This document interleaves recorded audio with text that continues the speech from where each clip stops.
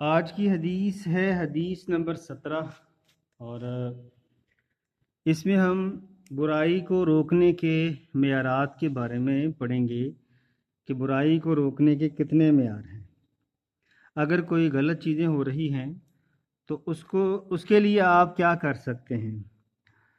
عن ابی سعید الخدری رضی اللہ عنہ قال سمعت رسول اللہ صلی اللہ علیہ وسلم، ابو سعید خدری رضی اللہ تعالی عنہ سے روایت ہے، بے شک رسول کہتے ہیں میں نے رسول اللہ صلی اللہ علیہ وسلم سے سنا، یقول آپ فرماتے تھے، من رآ منکم منکرن، جو تم میں سے کوئی برائی دیکھے، فلیغیر بیدہ، اسے چاہیے کہ اپنے ہاتھ سے روکے، فإن لم یستطع، اگر اس کو ہاتھ سے روکنے کی طاقت نہیں ہے، فبلسانہ، تو اپنی زبان سے روکے، فإن لم یستطع فبقلبہ، اور اگر زبان سے روکنے کی بھی طاقت نہیں ہے تو پھر دل سے برا جانے، وذالک اضعف الایمان، اور یہ ایمان کا کمزور ترین درجہ ہے۔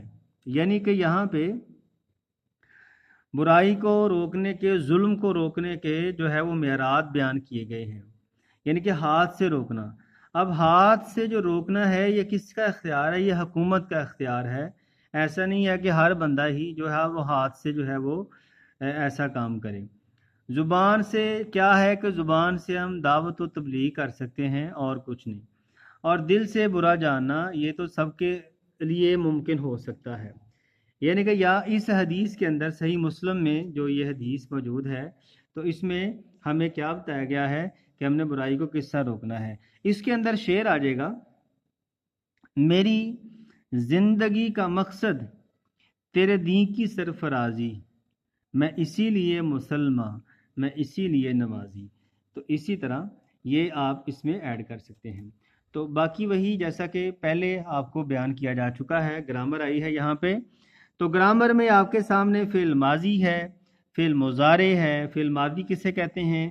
ایسا فعل جس میں گزرا ہوا زمانہ پایا جائے، اور فعل ماضی کی 6 قسمیں ہم پڑھ چکے ہیں۔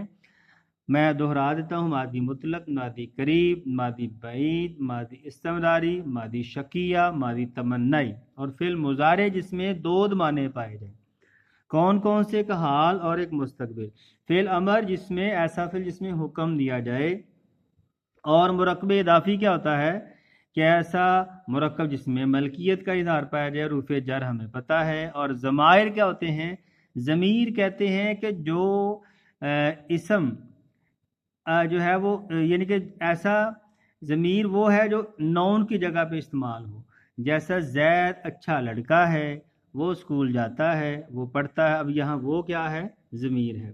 تو عربی میں ضمیریں 2 طرح کی ہیں، ضمیر متصل اور ضمیر منفصل۔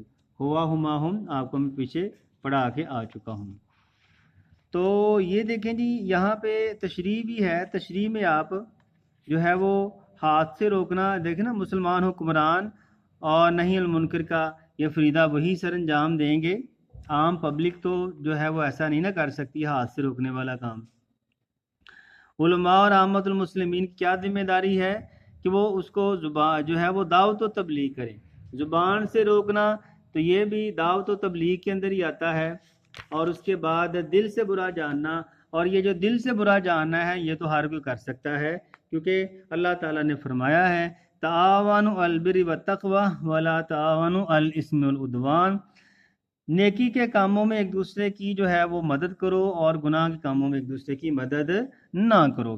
اچھا، اس میں وہ شعر جو میں ہر دفعہ پڑھتا ہوں وہ آ جائے گا کہ آپ نے کہنا ہے کہ مومن کی یہی صفت ہے کہ وہ اللہ کے احکامات پر عمل کرتا ہے۔ ایک دفعہ یاد کر لیں وہ شعر، ہر لحظہ ہے مومن کی نئی شان نئی یان، گفتار میں کردار میں اللہ کی برہان، قہاریو غفاریو قدوسیو جبروت، یہ 4 عناصر ہوں تو بنتا ہے مسلمان، یہ راز کسی کو نہیں معلوم کہ مومن قاری نظر آتا ہے حقیقت میں ہے قرآن۔ ڈسکرپشن چیک کیجئے گا، وہاں یہ میں لکھ دوں گا، اور ساتھ اور بھی سوال لکھ دیے جائیں گے۔ سوال نہیں بلکہ اور بھی اشعار اور اینڈنگ وغیرہ جو آپ نے کرنی ہے۔ ملتے ہیں جی نیکسٹ اللہ حافظ.